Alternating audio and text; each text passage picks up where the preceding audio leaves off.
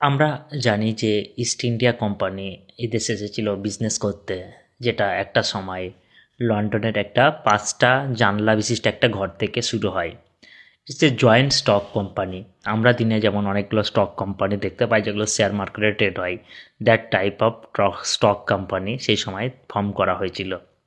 এদের মধ্যে কিছু প্রমিনেন্ট স্টক কোম্পানি ছিল ডাচ ইস্ট ইন্ডিয়া কোম্পানি বা ভিওসি এবং ইংলিশ ইস্ট ইন্ডিয়া কোম্পানি এবং আদার্স কান্ট্রিও, যারা বিশেষ করে পর্তুগিজ বা আদার্স কান্ট্রিও তারা এরকম স্টক কোম্পানির মাধ্যমে তারা বিভিন্ন ইস্ট এশিয়ান কান্ট্রিতে তাদের আধিপত্য বিস্তার করতে চেয়েছিল, ফ্রেঞ্চ বা পর্তুগিজরা। বাট সব থেকে দুটো সাকসেসফুল কোম্পানি যেটা ছিল না, ইস্ট ইন্ডিয়া কোম্পানি এবং ভিওসি বা ডাচ ইস্ট ইন্ডিয়া কোম্পানি।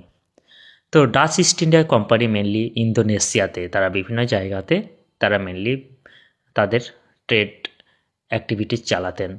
তো আজকের দিনে অনেক বড় বড় কোম্পানি আমরা দেখতে পাই, বাট হিস্ট্রিতে যদি আমরা দেখি, গুগল করি যে biggest company of the history, তবু দেখবেন যে আজকের দিনে ভিওসির নামটাই শো করছে। ঠিক ইস্ট ইন্ডিয়া কোম্পানি অনেকটা বিগ কোম্পানি। তো ক্যাপিটালিস্ট অরিজিন অফ ইম্পেরিয়ালিজম একটা কথা আছে যে এই কোম্পানির মাধ্যমে একটা সময় ব্রিটিশ গভর্নমেন্ট তার ইম্পেরিয়াল অ্যাক্টিভিটিসও রান করেছে। যে একটা সময় আমাদের ইন্ডিয়া কোম্পানি দ্বারা রুলড হয়েছে, বাট 1857-এর মহাবিদ্রোহের পর ইন্ডিয়া ব্রিটিশ ক্রাউনের আন্ডারে আসে। তো ঠিক সেম ভাইবে আমরা অনেকেই বলি যে যে ব্রিটিশরা এসেছিল বলেই আমাদের দেশ ঠিক হয়েছে বা রেল লাইন হয়েছে, ইংলিশ ল্যাঙ্গুয়েজ পেয়েছি। তো এটা কিছুটা ঠিক হলেও আবার তাদের আমরা যদি দেখি যে মানে এটা পুরোপুরি ঠিক নয়।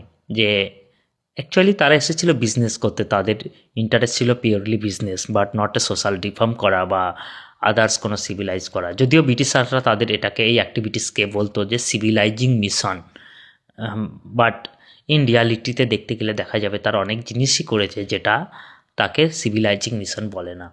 যেমন আমেরিকা যাদের ট্রেড ইমব্যালেন্সের কারণে চায়নাকে ফোর্স করেছে বাই সেলিং অপিয়াম, তো ডিফারেন্ট ওপিয়াম ওয়ারও হয়েছে।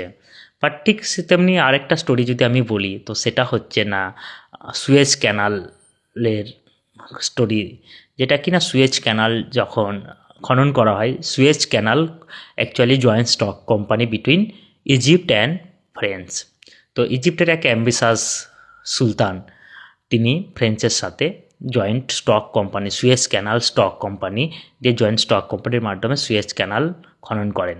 সুয়েজ ক্যানালের আগে আমাদের ট্রেড অ্যাক্টিভিটিস হতো মানে ওয়ার্ল্ডের, যেটা হতো না সাউথ আফ্রিকার নিচে কেপ অফ গুড হর্ন দিয়ে, তো যেটাকে আমরা বাংলা অনেকে বলি উত্তমাশা অন্তরীপ না কিছু যা হোক এরকম বলি। তো এবার সুয়েজ ক্যানাল হওয়াতে ডাইরেক্ট আমরা মেডিটেরানিয়ানে ঢুকতে পারি থ্রু রেড সি দিয়ে ইন্ডিয়ান ওশিয়ান থেকে। তো এতে ট্রাভেলিং টাইম ইউরোপের প্রচুর কমে যায়, ট্রেডিং টাইম একটা শিপ যেতে।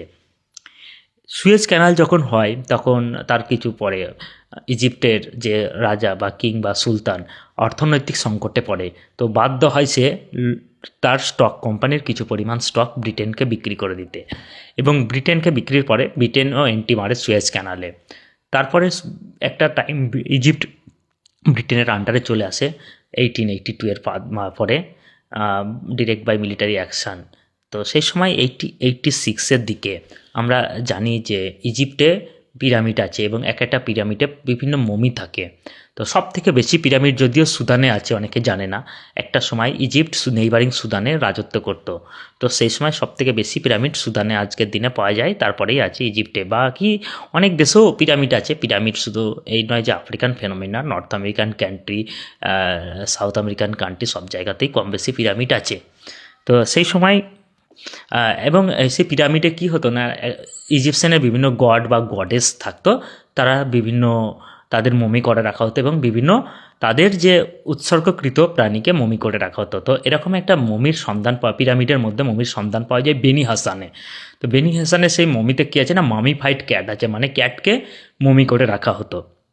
একটা সময় ছিল যে ফসফরাস আর অভাব ছিল, তো অ্যাকচুয়ালি ফসফরাস গুয়ানো থেকে পাওয়া যায়, পাখির মল থেকে পাওয়া যায়, এবং বিভিন্ন প্রাণীর মধ্যে হাড়ে, আমাদের হাড়ে ফসফরাস থাকে, আমরা জানি ক্যালসিয়াম ফসফেট আকারে CA3 টু PO4। তো ফসফরাস পাওয়া যায়। তো এই বেনি হাসানে 1,80,000 বিড়ালকে মমি করে রাখা হয়েছিল কোনো এক দেবতার জন্য উৎসর্গ করে।